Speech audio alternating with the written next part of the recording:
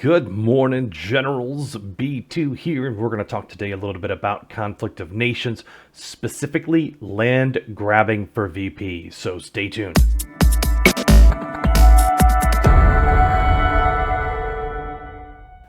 All right, so we're going to take a look at our game that we're playing in the Americas, right? So if you look at the leaderboard, we're going to take a look and see that Poland is a number one, actually a friend of the channel on our Discord as well, which you can also join.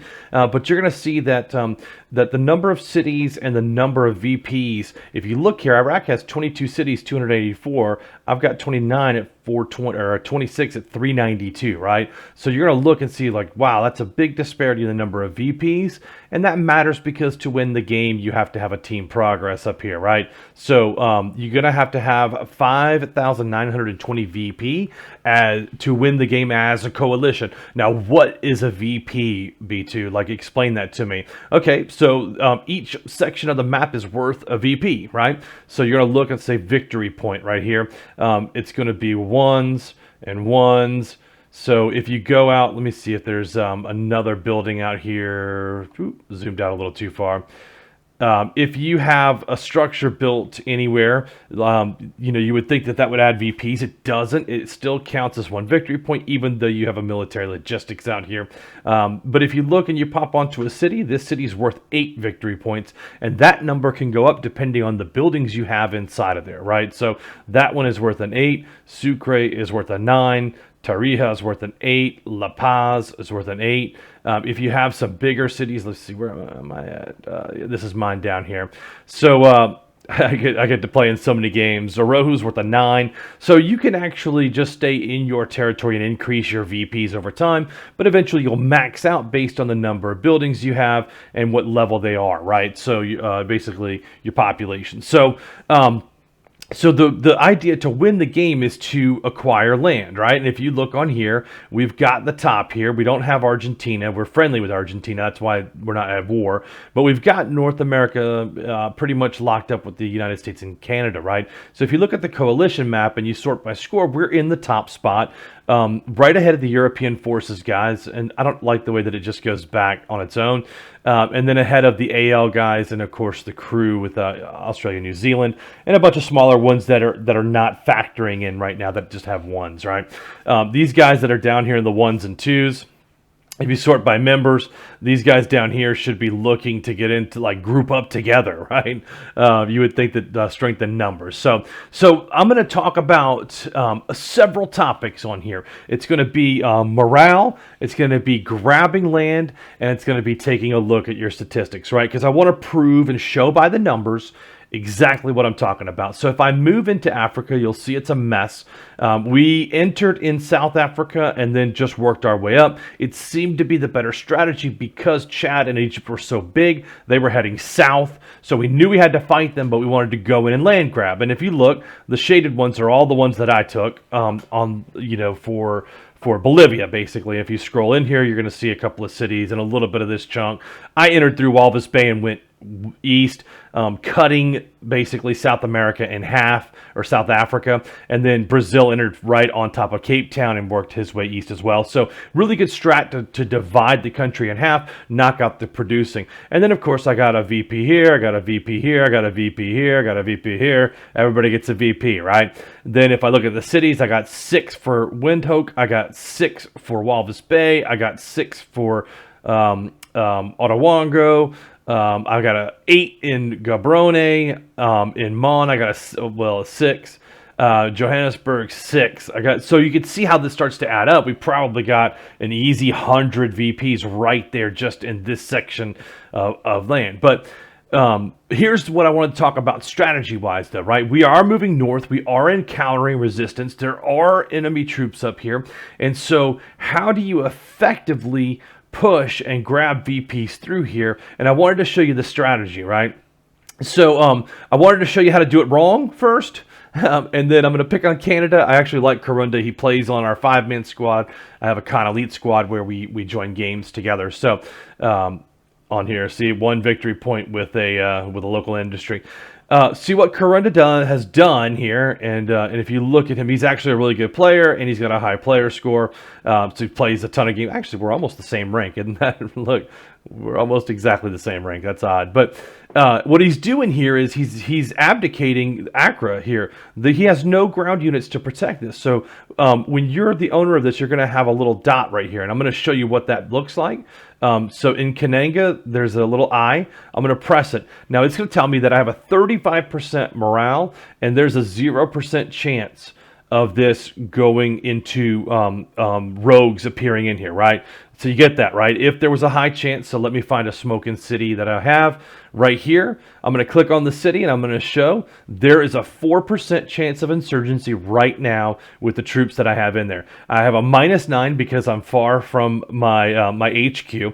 My neighboring countries are at war with me. That's a 6. And I'm at war with 8 nations, which is a 16. And if you click on your name and your eye over here, it's going to tell you I'm at war with Chile, Cuba, Iraq, Mali, the U.S., Egypt, and DR Congo, right? So when you look, you're like, okay, well, where is DR Congo on here that I'm still at war? He has 1 square left. So you're relying on your other countries to knock these places out that are this other thing, because these are Egypt, right? So if I knocked that 1 square out, I would only be at war with 7, and I would decrease the chance on here. I would only be at war with 7. I wouldn't have a 16. It would be a 14 on there, right? Doesn't seem like a lot, but it really is. So when you have these little red squares that are off to the side, it's super important to get that, because it doesn't not only matter to you, but it matters to your allies.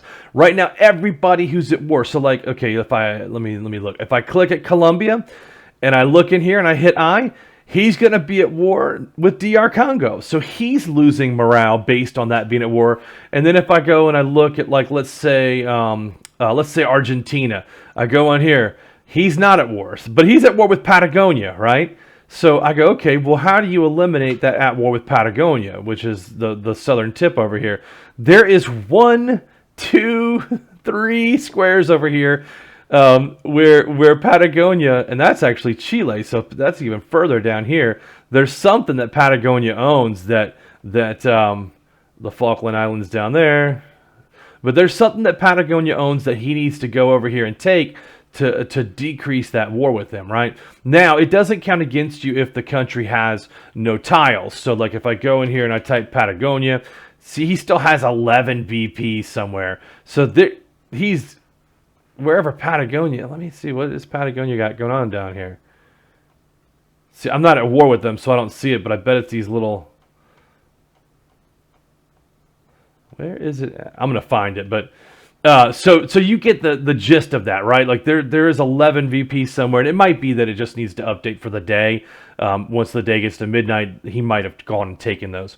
But let's get back over to here. So if I look at here, if there was an I here, which it will be for this player, it will tell them there's a % chance. And it's probably pretty high based on it being 25%, right? There's probably about a 40 or 50% chance that rogues are going to snap on this at midnight because he's moved his troops out. If his troops are still in there, so now he's not going to get, well, he's going to get back at 1700. He's going to arrive back. So he's going to get back into that town in enough time to cover it so that it doesn't go to rogues. But what should happen is you would click on here and there would be a button to split your troops. And what you could do is you could send one guy up and back, you could send one guy up and back, one guy up and back, and then one guy up and back. And at the end of the day, he's going to own this whole section minus the city. So when this city is done, he leaves one troop in here, and he marches the next group and takes the next city, right? It allows you to expand fast. It gives you, he would have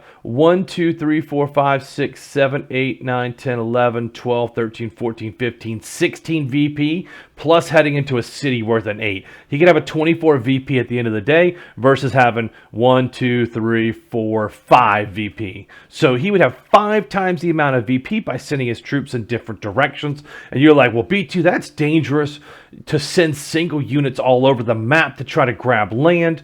That's crazy. You got to remember, this is a 4X game. So your opponent will have 25% less time to, or will only have 25% of the same time on a regular game. You get that, right? So you're going to have 4 days worth of a game in a 4x game. So if that person's asleep, you could be out and back in 10 total hours, which is almost 2 full days in game. That means you're going to stack up the cash. It means you're going to stack up the manpower. If you take a city, it's a resource. Like, there's so much of a benefit of doing it this way and sending these guys out. So I wanted to show you that in real time, right? Here is. I always do. I'm scrolling my screen and I'm pushing. So see how I have one guy in here? I have a 4% chance of insurgency. So 96 times out of 100, this town will not go to rogues. If they do, it's not a big deal. I got guys close by that are going to go. So what I do is I move them to here. And I just conquered Nairobi, so we're going to take that. This is a perfect opportunity to show you the next troop movement, right? So what I'm doing is I'm going here to stack my troops up, because this town also has a 12% chance of insurgency. So I need these troops in here by the time that the day reaches midnight in order for the rogues to calculate. And if I have 3 units in here, the chance will be a 0. Or if rogues do, my 3 units will take out 2. Actually, 1 unit will take out 2 rogues because they're higher level. I'm almost top tier. I'm almost a level 7 on there. So you get that, right? My guys are just going to be, they're going to hit a little bit harder, and they're going to have a few more hit points. So you'll typically win, and they're defending, so you get a defense bonus on there, right? So these guys are moving up to take the next city, which actually Argentina owns. So they've already landed in there. But you see how this is bad morale, and it's 25%. So there are rogues that are going to pop up here. So what I'm going to do is I'm going to go into this city for the night. And make sure that he doesn't lose that, because he has no troops moving that way, right? Kind of the part of the thing of being on a team and working together. But I'm going to go. I don't want to go and take Mogadishu because I don't want to fight Saudi Arabia yet. We're not at war with them. They are in the coalition that we're fighting. You can tell that we're taking Egypt's land. Where is he at? So Iraq, Saudi, Myanmar, Egypt. So Egypt used to be the second-ranked player on the server. He's had about 29 countries. He's down to 14. He does have unit-producing countries, and that's what's dangerous still, is that he could either gold us out or he could have a whole wave of production coming, right? So you want to move careful when you're fighting on this other side. Now, Egypt and Chad were fighting, so it was easy for us to get in here. Chad was also in the top of the server. I think he had another 29 cities, and that's where they've gone, is we've taken them here and boosted our own selves up, right? And if I go down, I don't think Chad was even... Yeah, see, Chad now has 4 cities left. Probably not very happy to go from 30 to 4, but we appreciate your donation. So let's talk about moving the units around the map on winning and gaining VPs. So I've got Nairobi as mine, and now I've got to decide where I'm going to go to next. I'm going to keep moving north, and look, Argentina's taking this. I'm going to take Khartoum, right? So I'm literally going to, see, I don't want to waypoint them up because they're going to go through territory that we already own. I want to take territory on the way, so I'm going to move them to here, and then I'm going to go on a waypoint to there, right? So you're going to see I'm going to gain, I'm going to beat him to this square because he's using his movements to go way out there. And because I see him move in that direction, I'm going to take these guys, and I'm going to go and cover this city that I'm abdicating out of, right? So these units will be out. I don't want the morale to change because I want to stay, because now they're at a 50% chance of insurgency because my units are moving out of the city. Don't want that to happen, so I'm going to take these 3 guys to here, and I'm going to take these 2 guys to here. I'm going to have a 5-man group in there so I don't lose that city. And then, of course, I'm going to keep these guys going here to help out, keep the morale. I've got extra guys going here for morale. And this one I think is going to be okay. Yeah, 4%, right? So you see how that works? Now, I'm going to let the game go by for a little bit. I'm going to take 1, 2 more VPs, right? So I'm going to get a VP here. I'm going to get a VP there. I'm also going to get 1, 2, 3, 4, 5 VPs there, plus an 8. So I'm going to get 13 more VP just off this one section here. And then I'm going to get 2 more VP this way. And because no one's taken this on their way to stop the war over here, I'm going to... Yep, see, I'm combining my units here for the next move. So I'm going to actually take this unit here. I'm going to move him to this square because he's already, 15 minutes from there. And then I'm going to waypoint him down here. Kind of a huge waste of my time, but there's no units here moving to settle off this land. It could be a couple of things. They could just not realize that I'm at war with them and they're not at war. But let's check. Let's see if Brazil's at war with this country right here. And we take it on there. At war with them. So he should have a unit moving there because he's super close. He could pop this guy over there in 20 real minutes, but I'm going to send my troop that way because I just want to get rid of it, right? All right, so let's see what we got here. All right, those guys are the ones moving around. I should probably do this.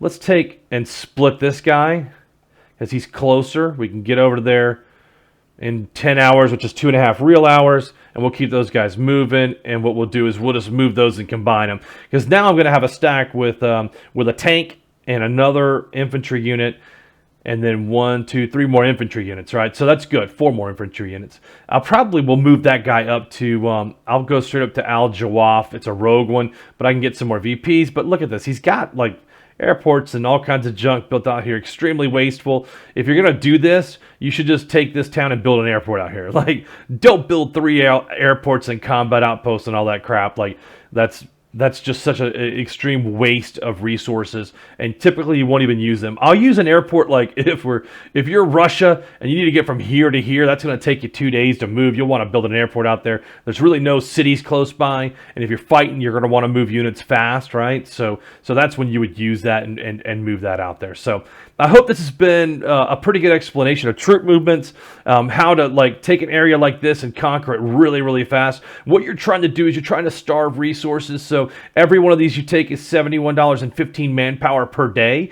It doesn't seem like a lot, but if you're already struggling, see, I'm not struggling on a manpower because we have so much land, and that means that I'm going to be able to use money. That's money you could use to annex cities. It's money you can use to run intelligence operations, because really right now I've got enough money to go in here, hire a spy, and sabotage this and break some buildings, right? I don't want to do that because I'm only at 17 grand, but I'm getting 1,100 an hour at the end of the day. I'd have 100,000. What is that? 12,000 or whatever it is.